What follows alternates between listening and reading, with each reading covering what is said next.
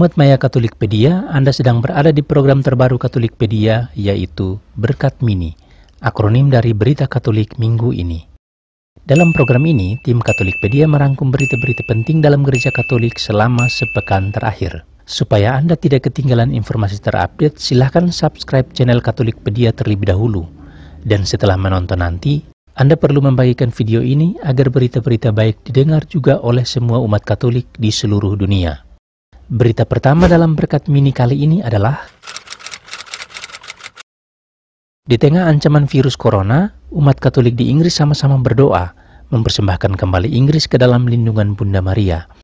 Doa bersama yang disiarkan melalui live streaming tersebut diikuti lebih dari 1,5 juta umat Katolik dari rumahnya masing-masing.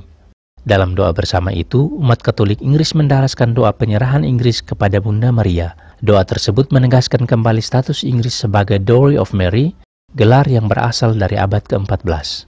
Pimpinan Basilika Santa Maria Walsingham, Monsinyur John Armitage mengatakan, 3 tahun lalu, ketika para uskup memutuskan untuk melakukan rededikasi ini, mereka tidak pernah meramalkan sejauh mana kebutuhan kita saat ini. Hari ini, kita melakukan rededikasi ini di hadapan badai. Kita sudah lama merenungkan dan menghargai kata-kata Paus Leo XIII kepada generasi para uskup sebelumnya. Ketika Inggris kembali ke Walsingham, Bunda Maria akan kembali ke Inggris. Pada saat kita membutuhkan, Bunda Maria telah kembali ke Inggris. Uskup Agung Westminster, sekaligus Presiden Konferensi Uskup Inggris dan Wales, Kardinal Vincent Nichols, juga ambil bagian dalam doa bersama itu dari kediamannya. Dalam sebuah unggahan di Twitternya, Kardinal Vincent menulis, "Hari ini adalah hari kita mendedikasikan kembali diri kita kepada Bunda Maria. Tindakan pengabdian ini meminta kita untuk menghadiahkan diri kita kepadanya. Kita mohon perlindungannya, semoga mantel cintanya menutupi kita dan bangsa kita."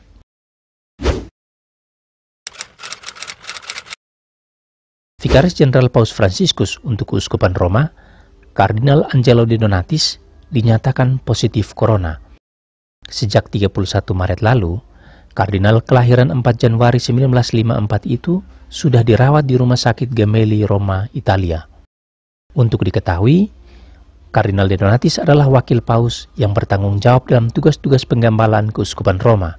Karena secara administratif, selain sebagai pemimpin tertinggi Gereja Katolik seluruh dunia, Paus Fransiskus juga adalah uskup Keuskupan Roma.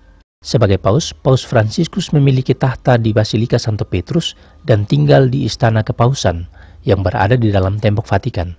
Sementara sebagai uskup Keuskupan Roma, Paus mempunyai tahta di Basilika Kepausan Santo Yohanes Lateran. Ia akan pergi ke Basilika Lateran hanya pada acara atau tugas-tugas tertentu saja.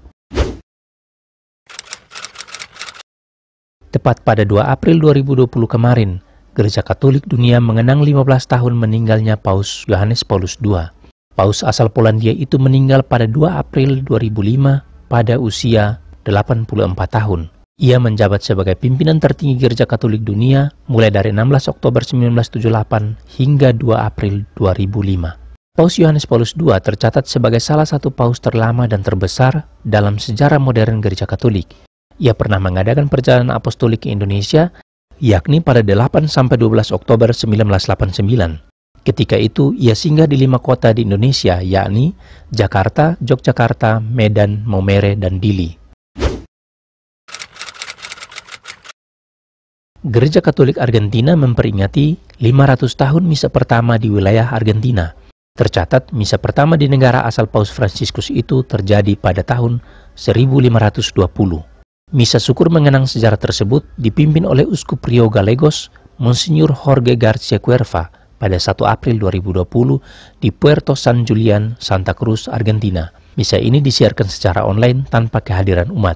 Dalam khotbahnya, Monsinyur Jorge Garcia Cuerva mengingatkan umat Katolik Argentina untuk berbagi dengan sesama di tengah pandemi virus corona. Hal senada juga diungkapkan oleh Paus Fransiskus yang mengirim surat ke Argentina untuk mengenang peristiwa iman ini. Seperti para murid Emmaus, Allah berada di antara kita melalui sakramen Ekaristi dan mendorong kita untuk berjalan.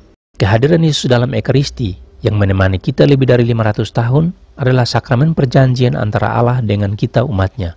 Kepastian yang kita warisi dari orang tua dan kakek nenek kita adalah cagar spiritual yang telah menyertai membentuk dan menempa jiwa bangsa kita, dan harapan yang sama akan membentuk masa depan anak cucu kita, tulis Paus Fransiskus.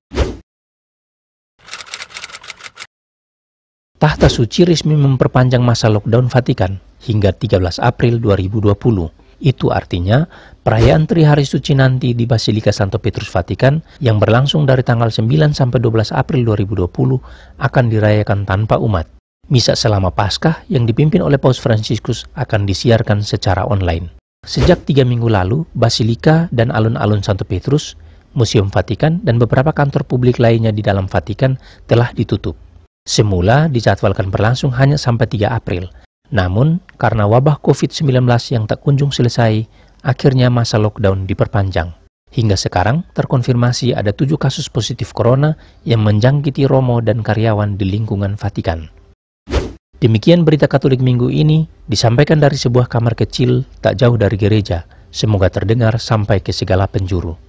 Silahkan subscribe, like, komen, dan share sebelum Anda meninggalkan berkat mini Katolikpedia.